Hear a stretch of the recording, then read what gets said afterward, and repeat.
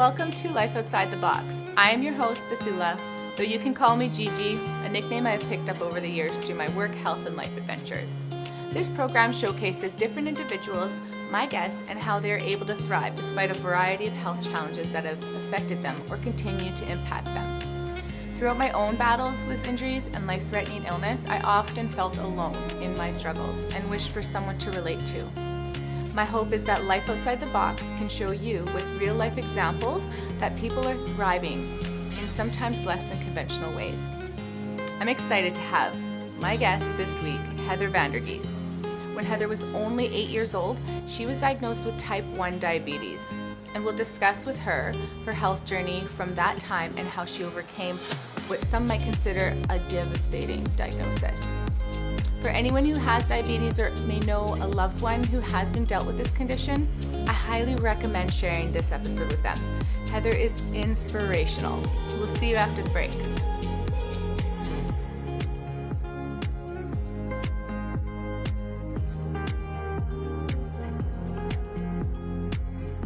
All right, welcome everybody. This is Heather. Hi, thanks for having me. Thank you for coming. We've already talked a little bit about like you and a little bit of your story in the very beginning of the introduction, but I would like to hear from you as to what's Heather like and who is Heather? So my name's Heather Geest. I'm a naturopathic physician in Chilliwack and in Abbotsford. And we're here today to kind of talk about my journey. I was diagnosed with type 1 diabetes when I was 8. And this is just kind of like my story to hopefully help other people, that may have been going through a similar thing, whether it be them personally or a family member, and just to kind of, help shed some light on what diabetes is and kind of, dispel any myths, as well as just kind of show that you can do anything you want to do. Mm-hmm. I love that. So you said you were 8 years old when you got diagnosed. Yeah. Yeah, that's incredible. Yeah, so grade 3, March 8th, 1995. Oh my goodness. How was that for your parents? It was, so I must say, and I will kind of preface it, I took my diagnosis quite well. Mm-hmm. I was 8 years old. I was in grade 3.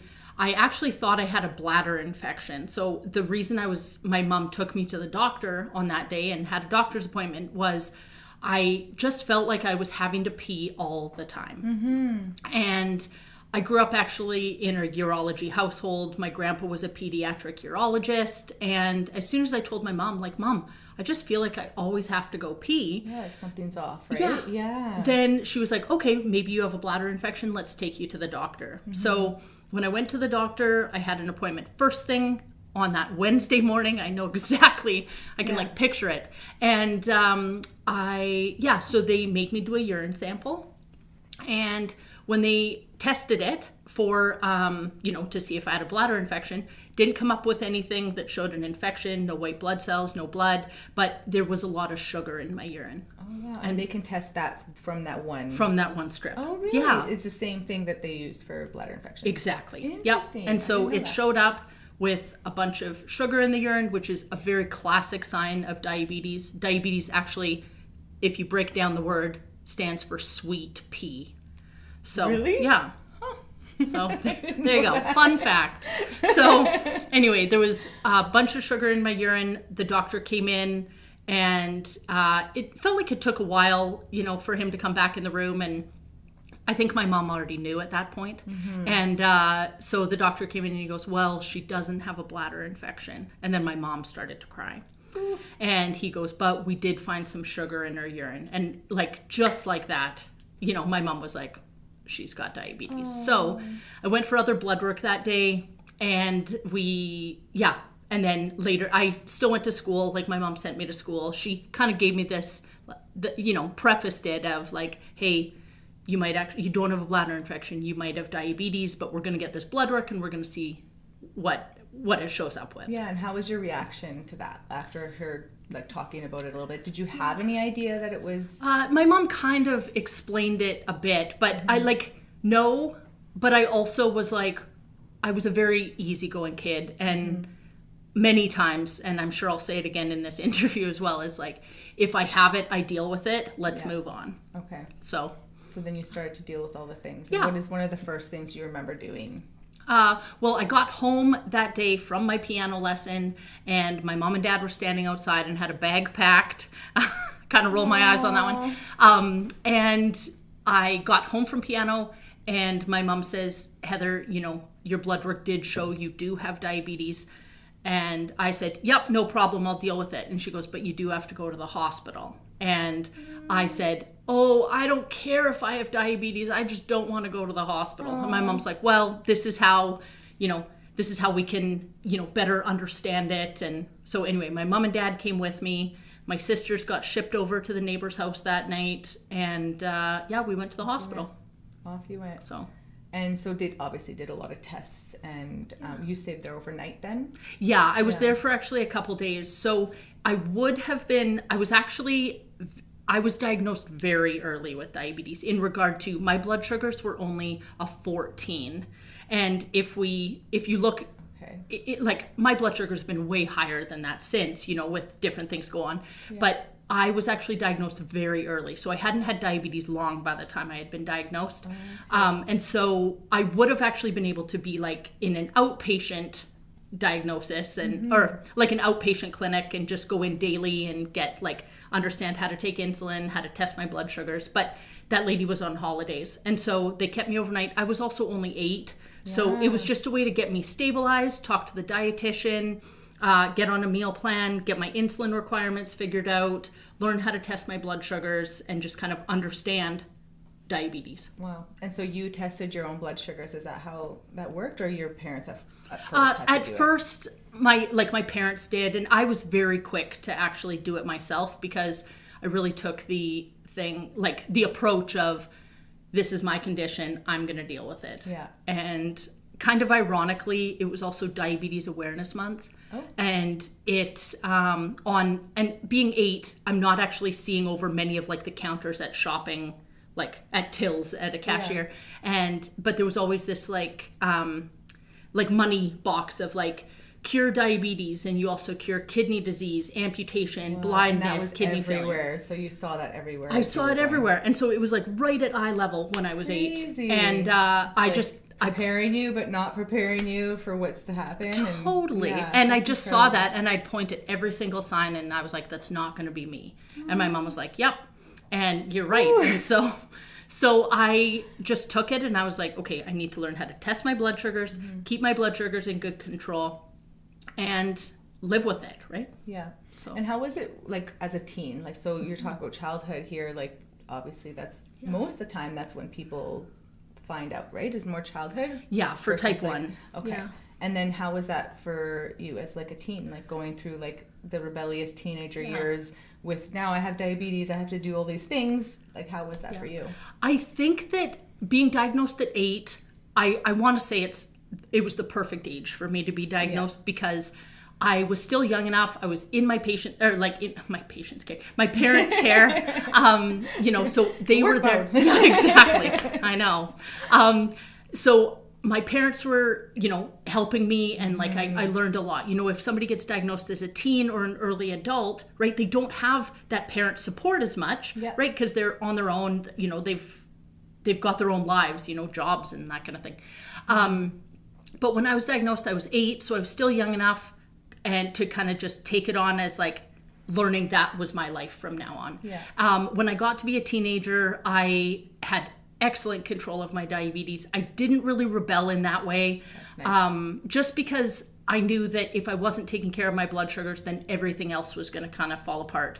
I was racing competitively on the Canadian Junior National Rowing Team. Oh, wow. At that point, I started rowing when I was in grade 8, so I was 13.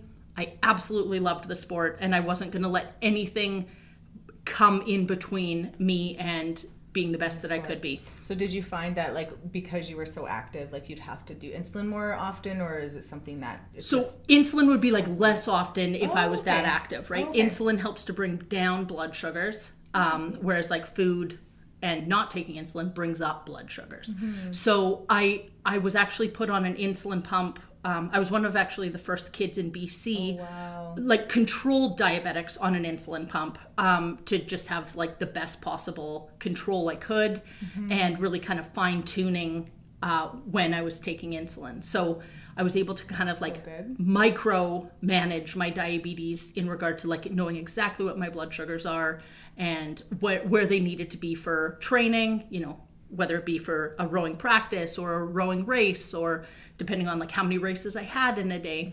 So I really just kind of like took it as, you know, I'm gonna make sure that nothing stops me. And Good.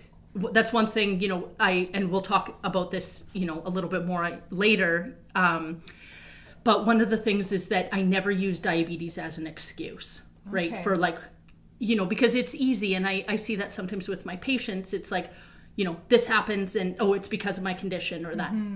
I was never one to like use it as an excuse so for, good. and I was going to make sure it was never an excuse for me not doing my best. Good. Well, did you find that, like, did you talk to everybody about diabetes at that time? Were you like very involved in educating people at a young age, or did you find that like your people that you hung out with just already knew, or was something that you kept secret? Was it more announced? I always talk about diabetes. okay. And anyone that knows me personally knows that I am an open book when it comes to talking about it. Good. I really feel the more people that know about a condition, whether it's to help me or, you know, they hear what I have to say and can ask all their questions and then be able to help somebody else that, you know, can recognize if somebody has a low blood sugar or something and help somebody else, or, you know, recognize it in a family member.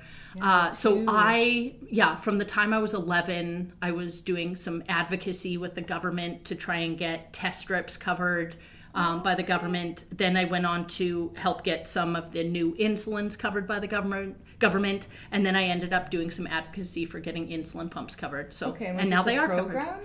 Like No, I just got asked to do this advocacy, and I love talking. Nice. So it was one of those, I just kind of, it fit quite well. And I wanted to come in as a lot of the advocacy to like the government and that kind of thing has all of these people that, you know, already have the diabetes complications or have other medical conditions. And then we're advocating to try and say like, hey, if we can have more funding for this, we can stop these conditions from happening. So there was those people speaking to, you know, that were blind or lost some of their vision or needed a kidney transplant or had an amputation. And then I would come on the stage and say like, if we can get more funding for these things to help prevent these conditions, then I can live my most normal life. And I was coming in with no complications and That's a young incredible. Kid at the time. So having this actually inspired you to go and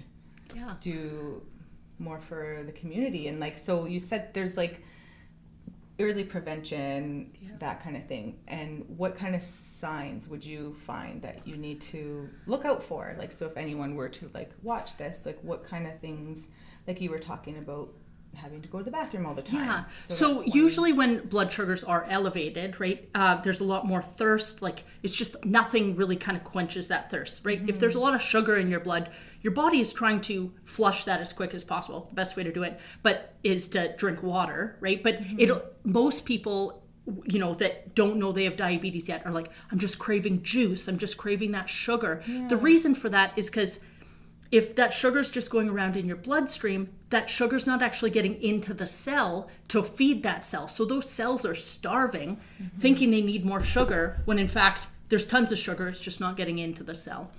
Okay. So some of like the early signs for diabetes, whether it be any type of diabetes really, but like really thirsty, going to the bathroom a lot, sweet smelling breath. Sometimes there can be like bits of blurry vision. Those are some of like, there's a ton of different symptoms. You can go and like Google diabetes symptoms, but like and for everybody's different, is that no, like I mean those are very those I'm really kind of giving like the most umbrella stereotypical diabetes. But everybody who has diabetes has all these symptoms, is that correct? Or they may notice some more than others, right? Some can, you know, weight loss is a common one, right? Because your cells aren't actually getting the nutrients they need. But a high blood sugar looks very similar to that, right? Because a high blood sugar is I mean, that's usually how you're diagnosed with diabetes, is a high blood sugar, and it depends how long that blood sugar has been high for. Wow. Yeah. But one of the things, just before we got to that question, is I don't think I'd be where I am in my career with athletics, like who I am as a person, if I didn't have diabetes. I think it's really kind of taken, it is a part of my life. It's just like brushing my teeth. I test my blood sugars. You're very passionate about this. I take my insulin. Tell, like, just by like how you educate people or how you talk about it. And it just seems like it gives you a lot of joy to be able to express like the knowledge that you have about it. Yeah, and I'm happy to like share my experience. And yes, my experience is obviously different than other people's experience. Everyone has their own, but it really helps to just educate so that people are aware of it. Yeah. And it's taught me so much about my own body that I, have been able to kind of work so hard in athletics, and then going through medical school, and and then educating. Really disciplined, it seems. Yeah. Hey, like, what do you find other people, like obviously you've worked with a lot of other people who also have diabetes. What are some of the challenges that you find that they may have? Like, yeah. So some people, it's a huge shock. It's always a huge shock when you get any kind of medical diagnosis. But one of the things is some people, they don't want to accept that they have it. It's like if they're not taking care of it, then it's not there. It's like out of sight, out of mind. Okay. But I find that if people can really kind of take that acceptance on their condition, it doesn't mean it has to define you and that everything has to be, encircled around like having that condition, right? You still go out and live your life. But if you can just educate yourself on what you need to be as healthy as you can. And I mean, being a physician myself now, it's really about educating patients on whatever their health condition is, and giving them the tools and resources to help themselves so that they can live their best life. And diabetes doesn't have to be that like overshadowing, gremlin on your back. Yeah. I would absolutely love to talk a little bit more about like some of the differences between like type 1, type 2, and some gestational, but we'll do that after the break. Okay. We'll see you in a bit.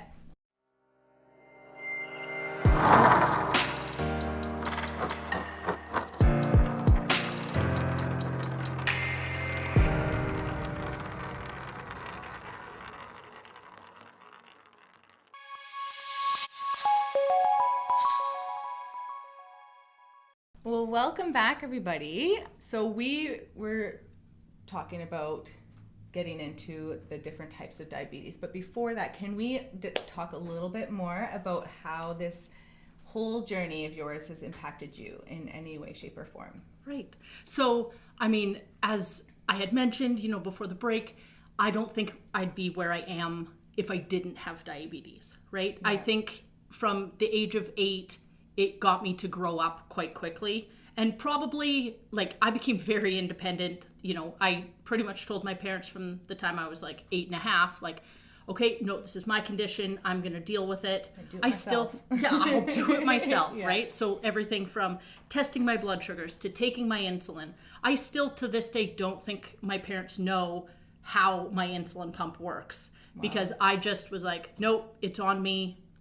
I'm going to deal with it. And I'm sure my parents are going to laugh when they watch this and fully agree with that. But I think it caused me to grow up, really kind of understand what this condition meant in my life and how I'm just taking like the bull by the horns to make sure that I can still live the life I want to live with having diabetes. Yeah. And I mean, helping as many people along the way.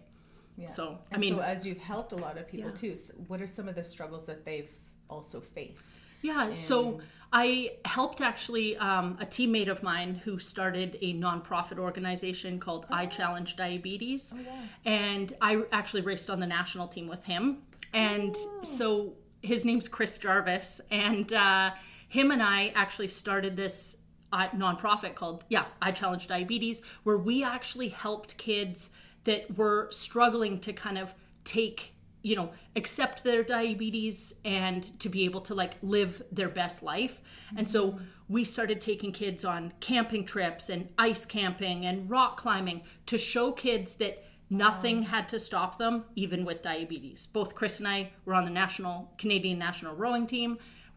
Chris went to the Olympics. I went to the Junior World Championships. I raced varsity level all through UVic with rowing.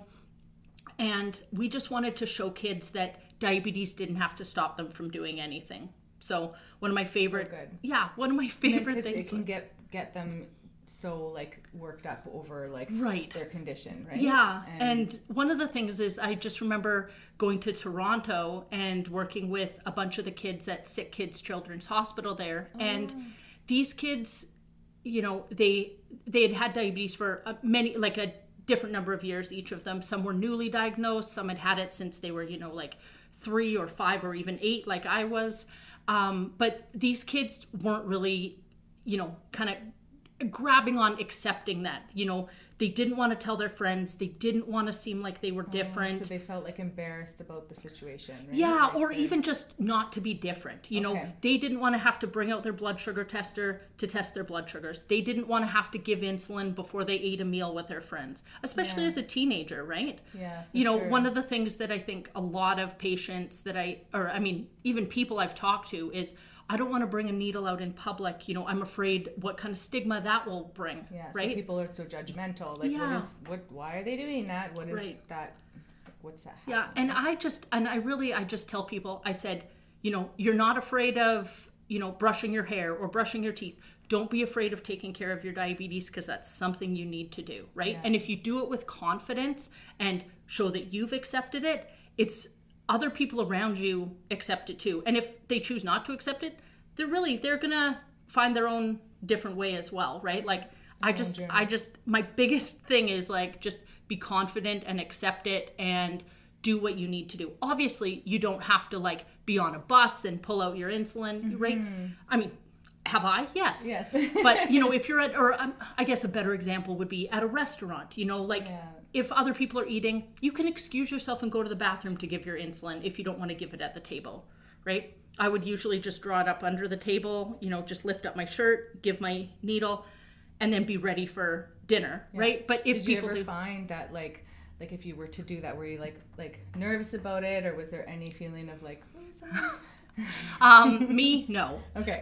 Just because I was like, okay, and if somebody wants to ask about it, or if they want to make an assumption that something else is going on, there's an opportunity for you to talk. That was me to talk. And also it's, you know, what I've also realized is that no one's really looking at you like you think they are, right? True. Everyone's at the dinner table eating their own meal. And if I'm drawing insulin, you know, obviously if it's a fancy restaurant or something, or if somebody is grossed out by needles or like really bothered by it, of course I'll excuse myself as to not make them uncomfortable. But for me, it's also then an opportunity to talk about it. For sure. So. Well, has there ever been a time where you're like, oh my goodness, I didn't give myself enough insulin. Oh, I ate too much or less, or exercised too often.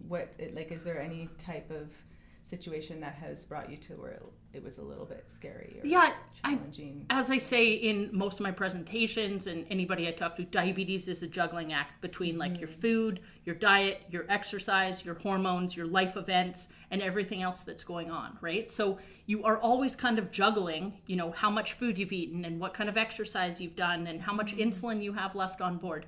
And it's always a juggling act. It's something that I really think about all day, every day. But it's just kind of that, like, you know, that secondhand, you know, ticker on the back of my brain. It's not in that forefront of, you know, and of course there are times that I get busy or, you know, I'm preoccupied with something and I've eaten my food and I forgot to take insulin, or haven't taken enough insulin. Or the other times is you think you're going to eat more, you give more insulin, and then you don't end up eating that much. So you always have to then balance, okay, what are your blood sugars doing and how much insulin's on board? So so if that were the case, so like you said, that's happened before, like how are you feeling? Are you feeling very like dizzy, or do you feel like this so I'm very lucky, and I feel like I'm always testing my blood sugars, like I'm on it. But I also think if there's ever a question of what my blood sugars are, I will test, because the only bad blood sugar in my books is the one you don't actually know about, either high or low. So when my blood sugars feel low, my symptoms have changed over I mean, I've had diabetes now almost 30 years. It'll be 30 years in March. Wow. And I just find that, yeah, my symptoms have changed. So like I used to feel quite shaky, or like my lip or tongue would go numb. And that would, or my mom knew I was low if I was like incessantly apologizing. Oh, sorry, Mom, I didn't mean to. Oh, I can't remember what I was supposed to do. And, like just not all with it, right? Yeah. Some people actually even look drunk when they're low, right? They could be stumbling or slurring their words, right? So I had a keychain, especially through my teenage years, that I had on my keychain all the time, and it says, I am diabetic, I am not intoxicated. If my blood sugar, or if my behavior seems unusual, give me sugar, right? Because it's so easy, and that's where people can run into trouble, is if people don't know you're diabetic, right? Even, I mean, it could have even been a stranger, but if they don't know you're diabetic, you may just look drunk, and then people, especially as a teenager, it's like, oh, they drank too much, and then I'm not getting the help I need for a low blood sugar if I have it. And you've never had a situation like that, I'm guessing?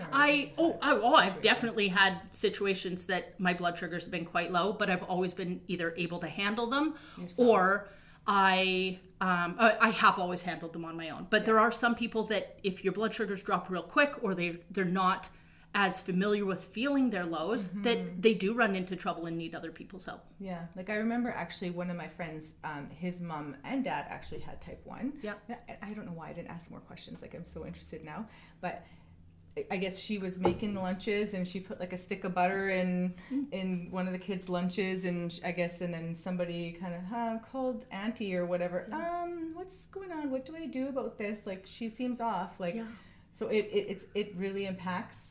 Like you're not whole physical ability to do things. Yeah, you're just not thinking as well, right? Because if blood sugars are low, there's not enough sugar going to the brain to feed the brain for what it needs to do. So yeah, sometimes I haven't had those like weird. Well, maybe I have, but less likely with those. But having a low blood sugar, they do happen. Same with high blood sugars, and you can't freak out about it. The best thing you can do is realize that they've either gone high and take insulin, right? There's no point in stressing about it. That's not going to help. And then if they're low, have some sugar on board and, get your blood sugars back up and just test often. I think that's my biggest kind of suggestion to somebody, whether they've had diabetes 6 months or 30 years. If you're unsure about it, test your blood sugars, right? Then you have a better idea of what's going on. The more we guess, the more there's kind of room for things that don't go according to plan. There's been times, honestly, that I've been like, oh, I don't feel like testing. I know my blood sugars are high. They feel high. And I go and give insulin as I'm going to find my tester. And then I realized my blood sugars were fine. I didn't need that insulin. And then I'm like, oh, shoot, now I have to eat for that insulin I took. Okay, interesting. So that's... Yeah. One of my signs of feeling like my blood sugars are high is like smelling like bleach.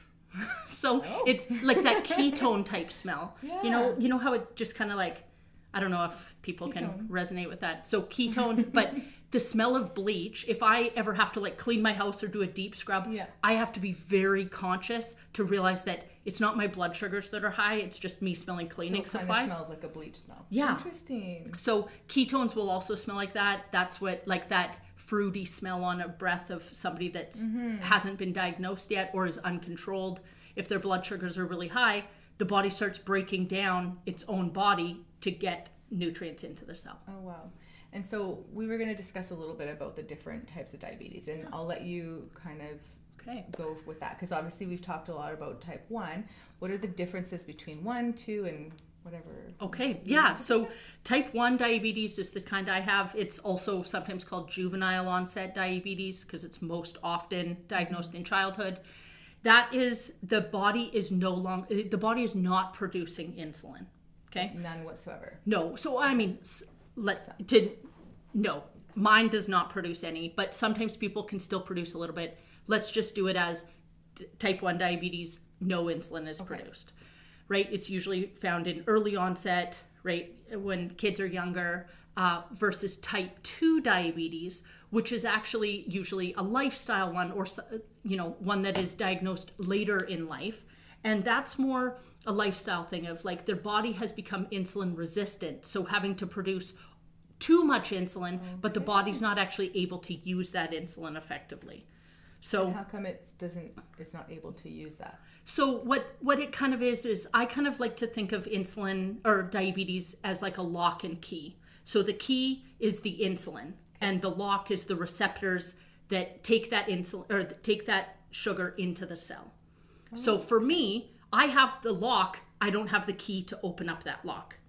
Mm-hmm. Versus type 2 is they have tons of keys, actually too many keys, but some of their locks are broken. So their body's trying to make more and more keys, trying to get one of those keys to fit into that faulty lock. Interesting. So they're actually very different conditions, but still again, diabetes, sweet pea, high blood sugars leads to sugar in the urine, calling it both diabetes. And still some of the same symptoms as far as like... Yeah, with high blood sugars. Okay. Yeah, so more on the high blood sugar aspect, right? If your body's not able to use that insulin effectively, your blood sugars are going to be high because that insulin or the sugar isn't getting into the cell.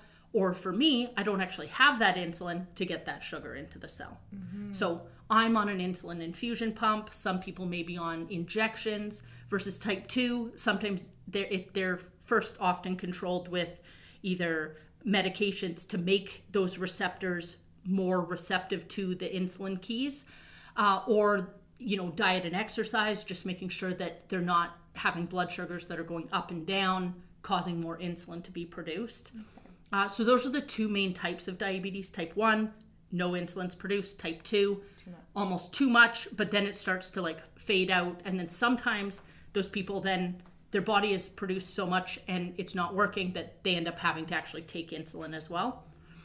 Then there is a third type called gestational diabetes. Oh, that's when you're pregnant. That's right? Yeah. Okay, so, yeah, I've heard about that. I haven't really Yeah, and sometimes it's just, right, as a mom is also forming another human, right? Mm-hmm. Sometimes there's just not enough insulin to take care of both mom and babe at the same time. Okay. So they need to take a little bit extra. But sometimes that goes away after the baby is born. Other times, it may lead to more type 2 down the road just because their body wasn't able to optimize that insulin as well. Okay, and so does that affect, are they going to have to give themselves an injection during or do they sometimes have to take it medication? Depends. Yeah, it depends on their blood sugars. It depends on how much insulin they're actually producing, and there is blood work to be able to figure that out. Oh, good. Oh, cool. I like the differences. Yeah. Like just knowing that it's not like all the same. Like I didn't know that it actually was like insulin high versus insulin low. So it's high blood sugars. Yeah. So insulin is what brings that blood sugar down. Yeah. So much information. I love it. So, but it's they are very different conditions, but they are still diagnosed as the same thing. The other part of it is, it's not always, you ate too much sugar, so you got diabetes. That's more of a type 2 kind of stereotype. With type 1, it's usually, a kid's gotten sick with some other condition, and then it is an autoimmune condition that, has kind of kicked in the fact that that other sickness kind of also fought off the insulin cells. Oh, wow. And so if someone were to be pregnant and have gestational diabetes, does that put their child at risk too for diabetes, or is it No, not necessarily. Very normal situation that may happen? Baby will take whatever it needs to do well, and mom is usually the one that it gets depleted of nutrients or has to take but I mean, having high blood sugars, that's why there are tests, while you are pregnant to make sure you don't have gestational diabetes, because if your blood sugars are higher, baby's going to take all that extra sugar and then you get really big babies. Yeah. So. Oh, wow. Yeah. So babies will take it all. So we want to give them everything. Yeah. Crazy. So if you were to say there was one major thing to tell the audience about from your experiences, what kind of advice that would you give them if they go through something like this? Yeah. And I mean, it is difficult. Any kind of medical condition, whether it's, an autoimmune condition like diabetes, or whether it's any type of diagnosis, right? Just do what you can to keep yourself as healthy as you can, instead of just forgetting about it or, pretending like it doesn't exist. take control of it and be able to just learn about it as much as you can so that you can understand it and make it a part of your life. Because I find that if we ignore it, then we just end up with more complications down the road. And, you know, I'm not one for wanting those complications. And I find it's a lot easier to live day-to-day life, taking that little bit, those extra little steps to do the best I can to control it. And it allows me to do a lot more things without having to worry about it.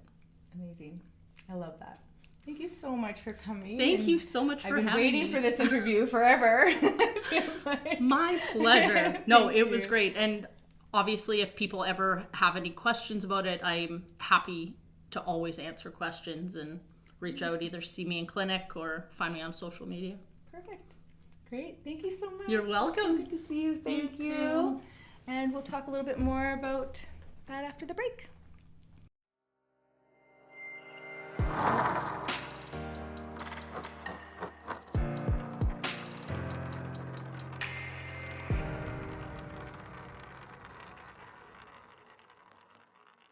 Welcome back. I thoroughly enjoyed my conversation with Heather. It was truly amazing to hear how her passion for medicine and her personal experience with diabetes have driven her to help so many others. As a naturopathic doctor, Heather is dedicated to supporting people with diabetes and other preventable diseases and conditions. One of my favorite parts of our discussion was her advice on accepting your condition as it is. She beautifully explained how diabetes or any illness doesn't have to define you. It's just something you integrate into your daily routine, like brushing your teeth. Heather's words deeply resonated with me, especially her encouragement to take charge of your health by educating yourself and asking questions. It reminded me of my own health journey and how acceptance was one of the hardest but most liberating parts. Throughout our paths are different, though our paths are different, the sense of empowerment is something we can all relate to. I'd love to hear from you. Have you ever felt this way? Let me know in the comments. These interviews are all about bringing hope and reminding you that you are not alone in your health journey. Thank you for watching. I look forward to introducing you to another amazing guest next time. Until then, take care and see you soon.